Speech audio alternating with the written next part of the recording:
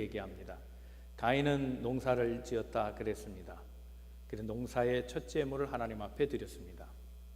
아벨은 목축하는 사람이었습니다. 그래서 첫 번째 양을 하나님 앞에 드렸습니다. 둘이 동시에 예배했지만 하나님이 받으신 예배는 가인의 것이 아니고 아벨의 제사였습니다. 이 사실을 안 가인은 마음에 분노가 차올랐습니다. 그의 표정이 좋지 않았습니다. 고개를 떨구었습니다. 하나님께서 그 광경을 보시고 얘기합니다. 네가 마음이 불편하구나. 내가 잘못한 일이 있지. 그렇지 않으면 내가 왜 고개를 떨구느냐 얘기합니다. 만약 내가 내 마음을 다스리지 못하면 죄가 내 문 앞에 올 것이고 그 죄에 대해서 굴레를 씌우지 않으면 안 된다 얘기합니다. 그런데 가인은 이 죄에 대해서 굴레를 씌우지 못했습니다. 결국 그는 마음의 분을 이기지 못하고 동생 아벨을 들로 데리고 나가서 돌로 쳐 죽입니다. 하나님이 이 사건을 통해서 가인은 예배의 실패자였다고 선언하십니다.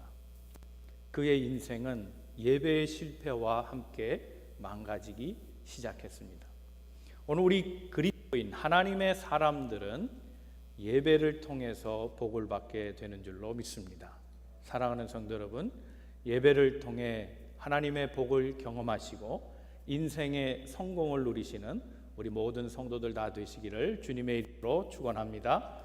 우리 옆에 분에게 서로 권면하시고 말씀 듣겠습니다. 하나님은 오늘도 당신을 향한 계획을 가지고 계십니다. 첫 번째 우리가 생각할 것은 예배를 통해서 말씀의 파동을 잡아야 합니다. 여러분, 바다가 늘 잔잔하지는 않습니다. 바다는 낮은 곳에 물이 모인 곳입니다. 그릇에 담겨 있는 물하고 다릅니다. 언제나 출렁거립니다. 때로는 요동하기도 합니다. 태풍을 만나면 바다가 뒤집힙니다. 바다가 움직이는 이유는 바람 때문입니다. 그 바람이 강하게 불 때에 파도가 치고 그리고 물결이 소용돌이 치는 겁니다. 바로 그때의 재창조와 재질서가 이루어집니다. 산소가 깊은 곳으로 들어가기도 하고 쓰레기가 밀려가서 한쪽으로 치워지고 그래 바다는 다시 순환하고 생명을 얻습니다. 성경은 이 바람을 성령이라 표현합니다. 하나님의 사람들은 이 성령을 통하여 요동함을 경험합니다. 말씀의 파장을 잡으라는 뜻은 바로 여기에 있습니다. 하나님의 말씀은 정체되지 않습니다. 하나님의 말씀은 살아있고 움직이는 말씀입니다. 그래서 그 말씀이 파동을 일으킬 때에 그것이 우리 말씀 안에서 우리의 영혼을 뒤집어 놓기 시작합니다. 영혼을 청소하기도 합니다. 선한 것을 알게 합니다. 그 말씀이 우리 안에 요동칠 때에 우리는 치유의 역사를 경험할 수도 있습니다. 회복의 역사도 경험합니다. 하나님의 은혜로 감동하기도 합니다.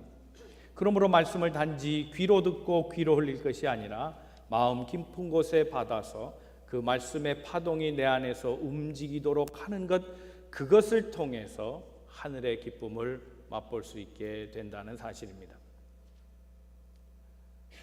제가 몇 달 동안 한우리교회에서 임시당회장을 했습니다. 재미있는 것은 제가 그 교회 설교하면서 우리 교회에서 맛보지 못한 묘한 축복을 맛봤습니다. 설교가 끝나면 박수를 치는 겁니다. 물론 설교를 잘해서 그런 것은 아닌 것 같습니다. 그런데 설교가 끝나면 응답을 해주는 겁니다. 박수를 쳐주는 겁니다. 여러분이 박수치라는 뜻은 아닙니다. 뭔가 마음에 감동이 있을 때 표현하고자 한 겁니다. 이스라엘 백성은 하나님의 말씀을 받을 때 아멘으로 화답했다 그랬습니다. 느헤미야 5장 3절의 말씀입니다. 다 같이 한번 말씀 읽어봅니다. 시작. 회중이다 아멘 하고 그 여호와를 찬송하고 백성들이 그 말하는 대로 행하였더라. 이 박수 치는 일, 이것은 또 다른 아멘이라고 할 수 있습니다. 오늘의 시대 예배 끝나고 설교가 끝난 다음에 박수를 치는 건 혹시 경건해 보이지 않는 그런 모습으로 보일지도 모르겠습니다. 그러나 교회사를 보면 어거스틴 때에는 이것이 보편화됐던 일인 것을 교회사를 통해 알 수 있습니다. 하나님의 말씀을 들으면 가만히 있을 수 없었습니다. 그래서 그 감동을 박수로 표현한 하나님 앞에 영광을 돌린 겁니다. 어떻게 하면 하나님의 말씀이 그 파장이 내 안에 파고 들어와서 나를 움직이는 힘으로 작용합니까? 하나님의 말씀에 집중할 겁니다. 그래야 예배를 통해서 하나님의 말씀을 받고 그 말씀이 나를 움직이고 그 말씀 속에서 세상에서 들을 수 없는 하늘의 소리를 듣고 그 기쁨을 누리게 되는 겁니다. 누가복음 10장에 보면 마리아와 마르다 사건을 얘기합니다. 누가복음 10장 29절 말씀에 보니까 마리아는 예수님 앞에 앉았다 그랬습니다. 말씀을 듣는 태도입니다. 집중하려고 했습니다. 그런데 마르다는 그렇게 하지 않았습니다. 30절에 보면 그가 하는 일이 너무 많았습니다. 분주했다 그랬습니다. 하는 일이 많아 분주했다. 분주하다는 말을 헬라말로 번역을 해서 읽으면 그렇습니다. 마음을 사방에서 끌어 잡아당긴다는 겁니다. 여러 가지 할 일이 있으니 일을 하면서 집중하지 못합니다. 또 다른 일을 해야 되는 것 때문에 복잡합니다. 그래서 한 가지 일에 집중하지 못했다는 겁니다. 그래서 주님이 말씀하십니다. 너는 많은 일로 바쁘구나. 그러나 한 가지 좋은 것, 그것을 택하라. 마리아는 그것을 택했다 얘기합니다. 하나님의 말씀을 듣는 것, 봉사하는 것, 그것이 어느 것이 우선이냐 그런 차원의 문제가 아닙니다.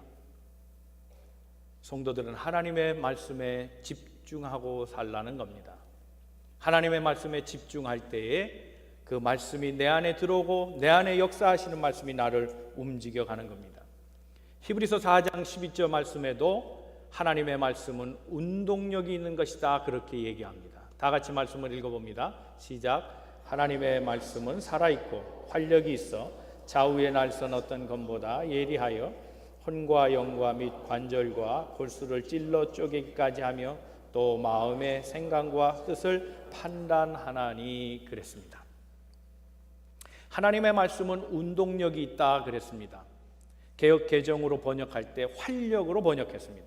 하나님의 말씀은 활력이 있다. 영어로 하면 active라고 설명하는 데가 있고 또 다른 영어 성경에는 powerful이다 이렇게 얘기합니다. 본래 헬라어의 뜻은 이것은 에네르게스, 에네르기입니다. 에네르기, 에너지입니다. 하나님의 말씀은 에너자이크한 겁니다. 하나님의 말씀은 움직이는 말씀입니다. 활동하는 말씀입니다. 하나님의 말씀은 정체되어 있지 않습니다. 그래서 그 말씀은 역사하여 모든 것들을 다스립니다. 어떤 활동을 하십니까? 그것은 칼이라 그랬습니다. 하나님의 말씀은 칼과 같다. 양쪽에 날이 선 칼과 같아서 칼로 찌르기도 한다. 그리고 갈라놓기도 한다는 겁니다. 하나님의 말씀은 내 안에 들어와 내 폐부를 찌릅니다. 우리의 양심을 찌릅니다. 우리의 선악을 판단하시고 우리의 잘못을 깨닫게 하십니다. 그리고 마음의 생각과 뜻을 관찰한다 그랬습니다. 우리의 생각이 어떠한지 그 말씀에 비추어 볼 때 옳고 그름을 판단해 주신 것이 하나님의 말씀이라는 겁니다. 그 말씀을 내가 집중하여 받을 때 그 말씀의 파장이 일어나고 그 파장이 내 삶을 바꾸어 간다는 겁니다. 사랑하는 성도 여러분, 이 예배를 통해서 이런 하나님을 만나기를 바랍니다.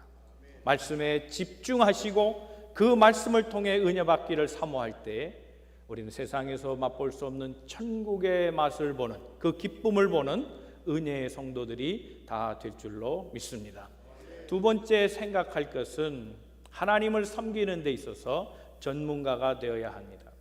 하나님을 섬기는 것, 그것을 우리는 예배라 말합니다. 예배하는 데 있어서 통달한 사람이 되십시오.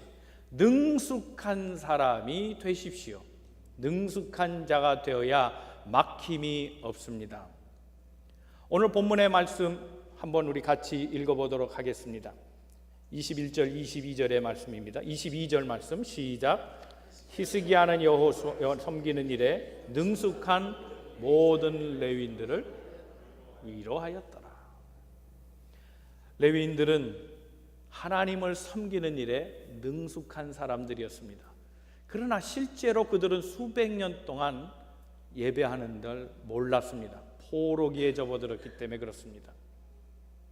포로 기간 동안에 그들은 예배하지 못했습니다. 그러나 히스기야를 통해서 우상을 철폐하고 다시 하나님의 제단을 세워가며 그들은 예배에 열심할 때에 점차로 익숙한 자가 되어간 겁니다. 저는 몇 년 전에 한국에 가서 은행에서 이제 달러를 한국 돈으로 이렇게 바꾸는데 잊고 있던 사실이 있었습니다. 한국 은행원들은요, 얼마나 재주가 많은지 몰라요. 미국 그 텔러들은요, 이렇게 하잖아요. 돈 오실 때 한 장 한 장 뽑아대죠. 어떤 때는 답답할 때가 있어요. 답답하죠. 정확합니다. 그러나 그렇죠? 그리고 또 기계로 한번 또 세잖아요. 한국 은행원들은 얼마나 빠른지 몰라요. 손이 기계같이요. 그렇죠? 기계같이 빨라요. 얼마나 손동작이 빠른지 모르네요. 물론 기계로 또 다시 한번 하긴 합니다만 정확합니다. 그렇게 빨라도 정확합니다. 그리고 수표를 이렇게 연필 그 꼬다리에다가 고무막에 이렇게 집어넣어 가지고 수표를 칙칙 넘기면서요, 한쪽 손으로는 타이핑하고 손님하고 대화하고 있어요. 전화가 와도요, 받아요. 전화 받고서 네. 또 아는 손님이 지나가면 인사까지 해요. 얼마나 능숙한지 몰라요. 막힘이 없어요. 그게 하루 이틀 되는 일이 아니라고 생각합니다. 훈련에 훈련을 거듭한 겁니다. 오늘 예배를 구성하고 있는 요소들이 뭡니까? 말씀입니다. 말씀 듣는 것에 능통한 자가 되어야 됩니다. 말씀을 하나님의 말씀으로 들을 줄 아는 훈련이 필요합니다. 기도입니다. 기도하는데 막히는 자가 되어서는 안 됩니다. 간절함의 기도, 그 기도의 훈련이 반복될 때 무슨 기도를 하든 하나님이 응답하실 수 있도록 기도에 막히는 자가 되어서는 안 됩니다. 찬송입니다. 찬송에 능한 자가 되어야 합니다. 찬송을 부르지 않고도 은혜가 된다는 사람도 있습니다. 가사만 보고도 은혜가 된다. 그러나 여러분, 이왕이면 훈련하십시오. 하나님은 잘 부르는 노래를 받으시는 분은 아닙니다. 잘 못 부르는 노래는 안 받으시는 분도 아닙니다. 중요한 것은 잘 부르든 잘 못 부르든 큰 소리로 감사하며 찬송하는 그 찬송을 하나님 받으신다는 겁니다. 때때로 우리는 예배를 드리다가도 은혜가 없다는 소리를 합니다. 오늘은 기도가 은혜가 안 돼. 오늘은 찬송이 은혜가 안 돼. 오늘은 말씀이 별로 은혜가 없어. 여러분, 우리가 최선을 다하고서 그래서 어떤 결과가 얻어진다면 그건 어쩔 수 없는 일이겠지만, 최선을 다하지 아니하고 은혜가 없어요, 실패했어요 말하는 건 부끄러운 일입니다. 그럴 말할 자격이 없습니다. 간절히 찬양을 부르지 않으면서 은혜가 있기를 바라는 것은 어불성설입니다. 간절한 마음으로 하나님 앞에 기도하지 않으면서 응답이 없다고 말하는 건 잘못된 일입니다. 간절한 마음으로 하나님의 말씀을 한 주일 동안 사모하며 성전에 찾아와 하나님의 말씀 들을 때 집중하지 아니하고 오늘은 은혜가 없네 말하는 것은 잘못된 일입니다. 그러나 반대도 조심하십시오. 최선을 다하지 않았는데 은혜 받고 돌아가는 것도 문제입니다. 적당히 찬양 불렀는데 은혜가 됐다? 그것도 이상한 일입니다. 적당히 기도하고 은혜가 됐습니까? 적당히 대강대강 오늘 좋은 말씀, 무슨 말씀을 하나 들어보고 은혜가 됐습니까? 조심하십시오. 그 적당한 은혜에 속지 마십시오. 하나님은 간절히 찾는 자를 만나주시고 그 예배에 막힘없는 자, 찬송을 부르든 기도를 하든 말씀을 듣든 예배 모든 요소가 어떤 것이 주어지더라도 최선을 다해 드리는 자를 하나님 축복해 주시는 줄로 믿습니다. 이 경험이 있어야 합니다. 그러므로 예배의 섬김에 통달한 우리 모두가 되어야 합니다. 왜 우리가 힘차게 해야 합니까? 힘차게 찬송을 불러야 되는 이유가 뭡니까? 역대상 20장에는 아주 놀라운 일, 놀랍고도 재미있는 일을 기록합니다. 이스라엘 백성이 모압과 암몬에 몰렸습니다. 세가 불리합니다. 이길 수 있는 전쟁이 아닙니다. 그런데 하나님은 그 백성을 사랑하셔서 전쟁에 도움을 주십니다. 복병을 만들어 놓고 그들을 기습하게 하시는데 놀라운 것은 그들이 무기를 가지고 싸우지 않았다는 겁니다. 찬송을 부르게 했습니다. 하나님은 이스라엘 백성에게 찬송을 부르게 했습니다. 그 찬송이 점점 크게 울려 퍼질 때에 모압과 암몬 백성이 기겁을 하고 놀라면서 서로 찔러 죽였다는 겁니다. 찬송으로 전쟁을 승리했습니다. 우리가 찬송을 크게 해야 될 이유는 거기에 있습니다. 하나님이 우리의 대적을 이기게 하시기 때문입니다. 악한 영을 물리치게 하시기 때문입니다. 그리고 신앙의 힘을 불어넣어 주시고 영혼의 새 생명을 불어주신 것이 찬송이기 때문에 그렇습니다.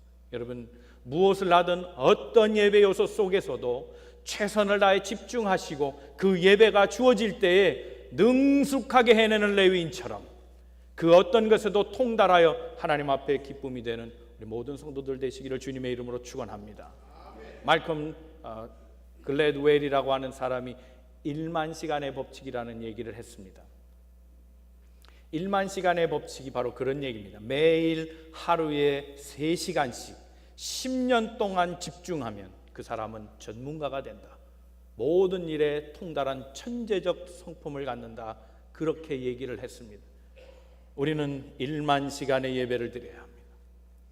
꼭 시간적으로 1만 시간이 아니라 집중하여 그 예배를 반복하여 훈련하고 하나님 만나는 연습을 하게 될 때에 그 자리에서 하나님의 놀라운 응답의 역사들을 보게 된다는 겁니다. 예배에 거침이 없게 하십시오. 불편하지 않게 하십시오.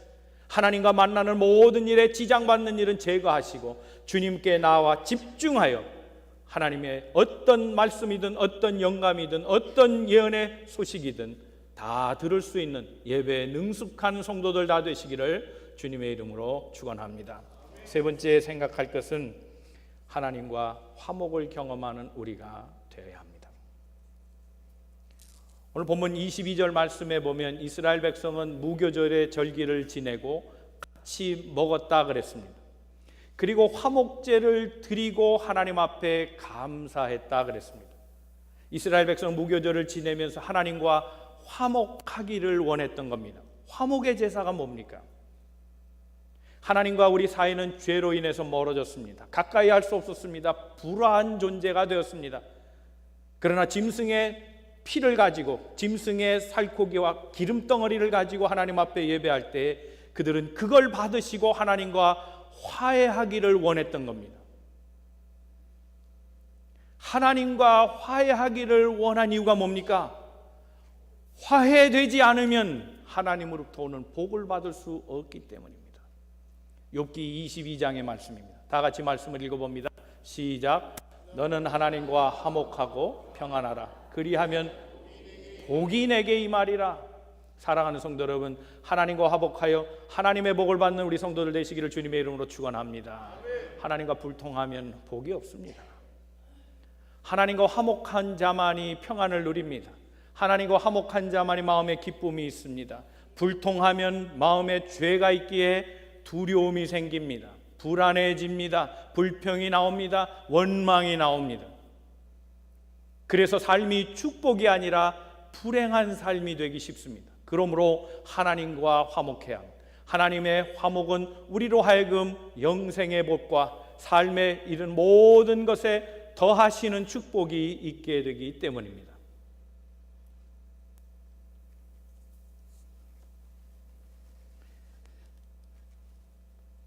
예수 그리스도께서 우리에게 십자가로 그 화목의 모습을 보여주셨습니다. 하나님과 우리 사이에 죄로 막혔지만 하나님은 아들 예수를 희생하시기로 했습니다. 그래서 그리스도를 이 땅에 보내셔서 십자가를 지게 하신 겁니다. 주님은 이 사실을 놓고 기도했습니다. 사역의 마지막 순간에 다시 하나님 앞에 묻습니다. 하나님, 제가 정말 이 십자가를 져야 합니까? 할 수만 있다면 멀리 하면 좋겠어요. 안 하시면 안 되겠습니까? 몸부림치며 기도할 때 하나님은 변함이 없으셨습니다. 주님은 이 사실을 다시 받아들이고 희생하기로 합니다. 그래서 십자가에서 그의 피를 쏟아내사 우리와 하나님을 화목하게 해 주셨습니다. 하나님이 우리와 화목하게 하시는 가장 중요한 키는 희생입니다. 희생이 없이는 화목이 없습니다. 이스라엘 백성은 그것을 알았기에 옛부터 구약시대의 짐승의 희생을 통해 하나님을 만나고자 한 겁니다. 그런데 더 이상 짐승의 제사가 필요 없고 그리스도의 희생으로 하나님과 우리를 화해케 하신 겁니다. 희생이 없으면 화목도 없습니다. 사람과 사람 사이에도 희생이 없으면 화목이 없습니다. 성공하는 사람들의 7가지 습관이라는 책을 쓴 스티븐 코비가 그런 얘기를 했습니다. 오늘 인간들을 파괴시키는 죄가 있다면 정치와 종교라 그랬습니다. 정치에는 원칙이 없고 종교에는 희생이 없는 것, 그것이 오늘 이 땅을 망가뜨리고 있다 그랬습니다. 오늘의 정치가들을 보십시오. 매일 원칙이 바뀝니다. 자신의 이득에 따라서 계속 원칙을 바꿔가기 때문에 혼란스럽습니다. 정치가 사람을 이롭게 하는 게 아니라 망하게 하고 있습니다. 종교가 그렇습니다. 오늘 종교는 희생을 얘기하지 않습니다. 교회 안에도 희생을 말하는 게 부담스럽습니다. 간편한 걸 좋아합니다. 단순한 걸 좋아합니다. 빠른 걸 좋아합니다. 편리한 걸 좋아합니다. 힘들거나 어려운 일이거나 더러운 일은 다 피하고 싶습니다. 사랑하는 성도 여러분, 오늘 그러한 세대 속에서 만약 우리가 일회용품을 쓰고 있다면 우리 일회용품 사용을 자제해야 합니다. 편하게 하는 것을 좋은 일이라고 생각하지 마십시오. 만약 우리 교회가 물질이 많으면 편하게 가다가 이 교회를 다 모든 관리는 스페니시에게 맡길 겁니다. 부엌도 스페니시를 고용할 겁니다. 청소도 다 스페니시를 고용할 겁니다. 그리고 우리는 주일날만 찾아와 예배하는 사람들이 되고 말 겁니다. 편한 걸 좋아하지 마십시오. 적어도 교회 안에는 작은 희생이라도 있어야 합니다. 그 희생을 배워갈 때에 그 희생을 통해서 하나님을 알게 되는 겁니다. 우리를 얼마나 희생하셔서 사랑하셨는지를 우리가 희생할 때 그리스도의 사랑을 조금 알아가게 되는 겁니다. 그런데 희생이 없는 종교에 그리스도를 알 수 있는 방법이 있겠습니까? 하나님이 우리에게 희생을 통해 화목을 가르쳐 주신 것은 우리도 서로 희생하며 화목하고 살아가라는 뜻입니다. 열차를 여행하던 어떤 사람들입니다. 앞뒤 사람이 계속 창문을 열고 닫고 시비합니다. 앞에 사람은 자꾸 닫습니다. 자꾸 엽니다. 뒤에 사람은 자꾸 닫으려고 합니다. 이유는 앞에 사람은 창문을 자꾸 열어놔야 마음이 편한 겁니다. 닫아놓으면 답답해서 죽을 것 같아요. 뒤에 사람은 감기가 걸렸습니다. 폐렴 직전입니다. 그러니까 창문을 닫아야 됩니다. 그러니까 앞 사람이 답답해서 열어놓으면 뒷 사람은 춥다고 닫고 계속해서 시비가 붙으니 사람들이, 주변에 있는 사람들이 여객전무를 부릅니다. 해결해 달라고. 이 사람들 싸워서 안 되겠다고. 근데 여객전무가 곰곰이 생각하는 겁니다. 이러지도 못하겠고 저러지도 못하겠고. 그래서 방도를 냈습니다. 우선 먼저 이렇게 해봅시다. 창문을 열어놓읍시다. 그러면 저 뒤에 사람이 틀림없이 폐렴에 걸려서 죽을 테니까 그 다음에 창문을 닫읍시다. 그러면 앞에 사람이 조금 있다 답답해서 죽고 나면 그제서야 우리는 평안하게 여행을 할 것 같으니까 그렇게 해봅시다 그랬다는 것. 어쩌면 이것이 오늘 그리스도인의 문제인지도 모르겠습니다. 아무도 양보 안 하고 자기의 이득만을 얘기하고 자기 주장만 내세우는 기독교, 조금의 희생도 없는 기독교, 거기에 화해를 말할 수 있겠습니까? 거기에 그리스도의 십자가를 얘기할 수 있겠습니까? 오늘 우리가 예배를 통해 하나님과의 화목을 경험하는 사람들이 되기를 바랍니다.